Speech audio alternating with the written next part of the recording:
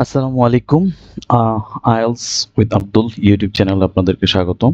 So আজকের এই ভিডিওতে আমরা আইএলস স্পিকিং স্ট্র্যাটেজি নিয়ে ডিসকাস করব।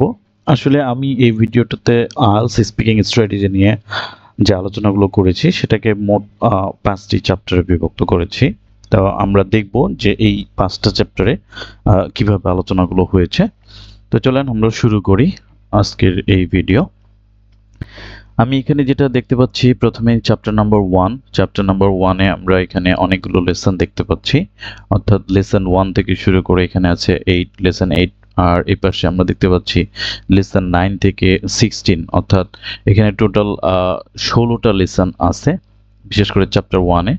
এগুলো মূলত আইএলটিএস স্পিকিং স্ট্র্যাটেজি। যেমন আমি যদি এখানে একটা বা দুইটা সম্পর্কে একটু বলতে চাই, তাহলে প্রথমে যেটা বলবো, যেমন ইউজ অফ ওপেনিং ফ্রেজেস, অর্থাৎ আমরা যখন আইএলটিএস স্পিকিং করি তখন আমরা আসলে ওপেনিং ফ্রেজগুলো ইউজ করি না। তো ওপেনিং ফ্রেজগুলো ইউজ করলে যে জিনিসটা হবে সেটা হলো যে নর্মাল যে সাউন্ডটা বা নর্মাল যেভাবে শোনায় আইএলটিএস স্পিকিং এর আইএলটিএস এর যে স্পিকিং এর যে কোয়েশ্চেন আনসারগুলো, তো ওপেনিং ফ্রেজগুলো ইউজ করলে সেটা আরো বেশি সুন্দর হয়। এরপরে আমরা দেখি নাম্বার 2-তে, যেটা লেসন 2-তে আছে ইউজ অফ কন্ট্রাকশনস। এখানে ইউজ অফ কন্ট্রাকশনসটা আসলে খুবই একটা গুরুত্বপূর্ণ ভাইটাল একটা রোল প্লে করে যখন আমরা স্পিকিং করি। তো এটা আসলে অত্যন্ত গুরুত্বপূর্ণ একটা লেসন আমি মনে করব। তো ঠিক এইভাবে আমরা এখানে আমি এখানে মোট 16টি লেসন আলোচনা করার চেষ্টা করেছি, এবং আমি আশা করছি যে যদি কোনো স্টুডেন্ট বা কোনো পার্টিসিপেন্ট এই লেসনগুলো একটু মনোযোগ সহকারে দেখতে পারে বা একটু মনোযোগ সহকারে সে লার্ন করতে পারে, তাহলে হয়তো বা অনেক কাজে দিবে। আমরা পরের চ্যাপ্টারে যাচ্ছি। তো এখানে অনেকগুলো বিষয় আছে, যেমন use of preposition, use of passive voice, use of phrasal verbs, use of PPF method. আমি এই পিপিএফ মেথড নিয়ে একটা কথা বলতে চাই। যেমন ইউজ অফ পিপিএফ মেথড, এটা আসলে মূলত হচ্ছে যে প্রথম পি হচ্ছে পাস্ট টেন্স, দ্বিতীয় পি হচ্ছে প্রেজেন্ট টেন্স, এন্ড শেষে ইফ সেটা হচ্ছে ফিউচার টেন্স, অর্থাৎ পাস্ট, প্রেজেন্ট, ফিউচার। এই তিনটা টেন্সের যে নিয়মটা, অর্থাৎ আপনি এই তিনটা টেন্স কিভাবে ইউজ করবেন একটা সেন্টেন্সে বা একটা কোয়েশ্চেন আনসারের ক্ষেত্রে, সেটা একটা গুরুত্বপূর্ণ বিষয়। এরপরে আমরা এখানে আরো যেটা দেখতে পাচ্ছি, আমাদের এখানে কানেক্টিং ওয়ার্ডস গুলো আছে, যেমন আমরা দেখতে পাচ্ছি use of connecting words, use of past perfect tense, use of future continuous tense. So আসলে যেটা আমি মূলত বলতে চাচ্ছি যে এখানে প্রত্যেকটা মানে লেসন আমার কাছে খুবই ইম্পর্টেন্ট মনে হয়েছে, এই জন্য যে আমি এগুলো আসলে নিজে আমার প্র্যাকটিক্যাল, আমার রিয়েল এক্সামে আমি অ্যাপ্লাই করার চেষ্টা করেছিলাম, যার কারণে হয়তোবা আমি একটা ভালো স্কোর, ব্যান্ড স্কোর 8 পেয়েছিলাম আমার স্পিকিং টেস্টে। তো চলেন আমরা দেখি চ্যাপ্টার 2-তে কি আছে। হ্যাঁ, চ্যাপ্টার 2-তে আমরা এখানে যেটা দেখতে পাচ্ছি, এখানে যে ডিসকাশনটা করা হয়েছে সেটা হচ্ছে যে লেসন 1-এ আমরা দেখতে পাচ্ছি avoid using the word very to describe the quality or condition. So আমরা যখন কোনো কোয়েশ্চেন আনসার করি, আমরা হামেশাই একটা ওয়ার্ড ইউজ করি, সেটা হলো যে ভেরি। যদি বলি যে how are you, I am very happy. So এই how are you, I am very fine. So এই how are you, sorry, I am very happy, I am very fine, এই যে ভেরি কথাটা আমাদের রিপিটেশন হয়ে যাচ্ছে। সো এটাকে কিভাবে অ্যাভয়েড করা যায় সেই বিষয়টা এখানে ডিসকাস করা হয়েছে এই চ্যাপ্টারে। তো এটা আমরা দেখব। এরপরে আমাদের এরকম আমাদের কয়েকটা ওয়ার্ড আছে, যেমন সো, তারপরে আছে হইলো আমাদের বিকজ। এটা আমি অনেক ক্যান্ডিডেটসকে যখন আমি কোয়েশ্চেন জিজ্ঞেস করেছি, অনেকেই এই ওয়ার্ডসগুলো এগেন এন্ড এগেন ব্যবহার করার চেষ্টা করেছে। তারপরে এরপরে আছে একটা ওয়ার্ড, সেটা হলো যে ম্যানি। তারপরে এখানে আছে হইলো অ্যান্ড। সো অ্যান্ড দিয়ে কোনো সেন্টেন্স শুরু করা বা আরম্ভ করা, এটাও একটা গুরুত্বপূর্ণ লেসন। অর্থাৎ আমি এই লেসনগুলোতে প্রত্যেকটা জিনিস ধরে ধরে শেখানোর চেষ্টা করেছি বা ধরে ধরে বোঝানোর চেষ্টা করেছি, যাতে আপনাদের জিনিসটা অনেক ইজি হয় এবং আপনারা স্পিকিং টেস্টে অনেক ভালো একটা স্কোর অর্জন করতে পারেন। আমি চলে যাচ্ছি নেক্সট স্লাইডে। আমাদের নেক্সট স্লাইডে যেটা বলা আছে সেটা হলো, আমরা চলে যাই নেক্সট স্লাইডে। এখানে নেক্সট স্লাইডে আমি যেটা দেখতে পাচ্ছি সেটা হলো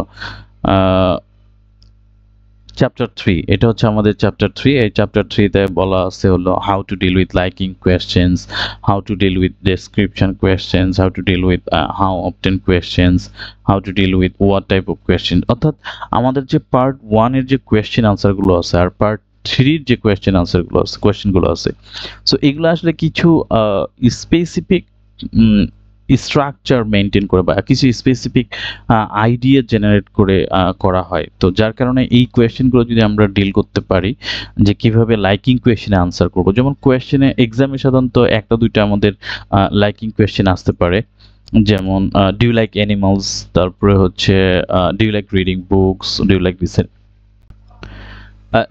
reading books, do you like listen to music. So এই যে লাইকিং কোয়েশ্চেনগুলো আমরা কিভাবে লাইকিং কোয়েশ্চেন আনসারগুলো করব সেটার উপরে আমার একটা স্পেসিফিক লেসন আছে। এরপরে আমাদের ডেসক্রিপশন কোয়েশ্চেন্স, অর্থাৎ কোনো যেমন যদি আপনাকে কোয়েশ্চেন করা হয় tell me about your home town, so এটা একটা ডেসক্রিপশন কোয়েশ্চেন। এই ডেসক্রিপশন কোয়েশ্চেনটা আপনি কিভাবে আনসার করব এটা একটা বিষয়। তারপরে দেখেন হাউ অফটেন কোয়েশ্চেনগুলো আছে, যেমন how often do you go to the cinema.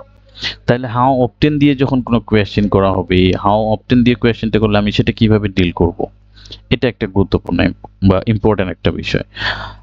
এই পাশে আমি যেটা দেখতে পাচ্ছি লেসন 8 থেকে লেসন 13 পর্যন্ত এখানে 5টা লেসন আছে। এখানে 5টা লেসনে আমি আসলে একটা জিনিস মনে করানোর চেষ্টা করছি, এই ডেসক্রাইব করার চেষ্টা করেছি যে যেমন প্রেডিকশন কোয়েশ্চেনগুলো, ওহো এখানে আছে হলো ডাবল চয়েস কোয়েশ্চেন, এখানে এটা ডাবল চয়েস কোয়েশ্চেন দুইবার হয়ে গেছে।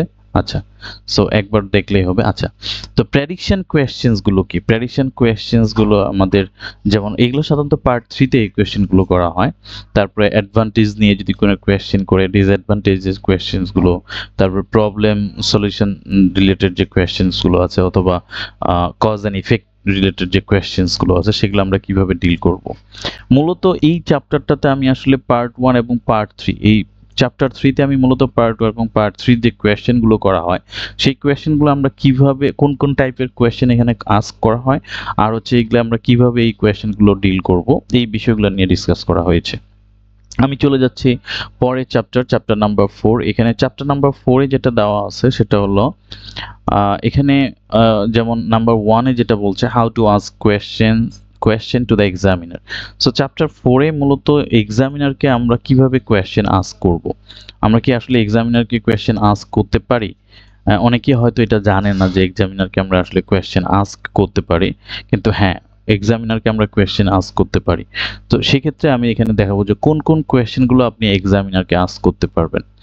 নাম্বার লেসন 2 তে যেটা আছে সেটা হলো hand and body gesture and eye contact, অর্থাৎ আমি যখন কথা বলবো আমার হাতগুলো কিভাবে আমি নাড়াবো, বডি বডি জেস্চারটা কেমন হবে। আচ্ছা, তো এই বিষয়টা নিয়ে আমি এখানে ডিসকাস করার চেষ্টা করেছি। How to ask for more time to answer, অর্থাৎ আপনি কিভাবে অনেক সময় নিতে পারবেন, অনেক সময় নিয়ে আপনি আনসার করবেন, এই বিষয়টা নিয়ে এই লেসনে আলোচনা করা হয়েছে। এরপরে আসি নাম্বার 4 যেটা বলা হচ্ছে যে to tell a lie in front of the examiner, অর্থাৎ আপনি এক্সামে লাই অর্থাৎ মিথ্যে কথা বলতে পারবেন, সেই বলার সুযোগটা আপনার আছে এবং কোন বিষয়টা মিথ্যে বলতে পারবেন সেটা নিয়ে আমি এখানে ডিসকাস করার চেষ্টা করেছি। এভাবে আমাদের যেমন আছে how to use tag questions. আসলে ট্যাগ কোয়েশ্চেন্সটা নর্মালি আমরা স্পিকিং এর ক্ষেত্রে বেশি ব্যবহার করি, অনেক সময় রাইটিংও আমরা লিখে থাকি। তো যদি আমি ট্যাগ কোয়েশ্চেন্সগুলো ইউজ করতে পারি তাহলে সেটা আরো বেশি মজাদার হয়। যেমন আমি যদি বলি you are planning to go abroad aren't you. So এই যে you are planning to go abroad, তাহলে এই যে you are planning to go abroad এটা আমি বললাম, এর শেষে বললাম আন্ট ইউ। অথবা আমি যদি বলি you are student aren't you, তাহলে এইটা কিন্তু আমাদের একটা ট্যাগ কোয়েশ্চেন। সো ট্যাগ কোয়েশ্চেনগুলো একটা দুইটা যদি আপনি ইউজ করতে পারেন তাহলে এটা আরো খুব মজার একটা বিষয় হয়ে যায়, বিশেষ করে স্পিকিং এর ক্ষেত্রে। তারপর মোডাল অক্সিলারিজের কথা আপনারা অনেকেই জানেন, বা মোডাল অক্সিলারিজটা আসলে আমরা এটা ব্যবহার না করলে আমাদের স্পিকিং টেস্টটা আসলে কমপ্লিট হবে না। সো এই লেসনে আমি মোডাল অক্সিলারিজগুলো দেখানোর চেষ্টা করেছি। তারপর কিছু আছে যে নিচে সর্বশেষ নাম্বার 9 লেসনে যেটা আছে সাম এক্সেলেন্ট সেন্টেন্সেস বলতে এখানে আমি যেটা বোঝাচ্ছি, যেমন আমি একটা এক্সাম্পল দিয়ে বলি, when it comes to teaching IELTS, when it comes to practicing IELTS speaking.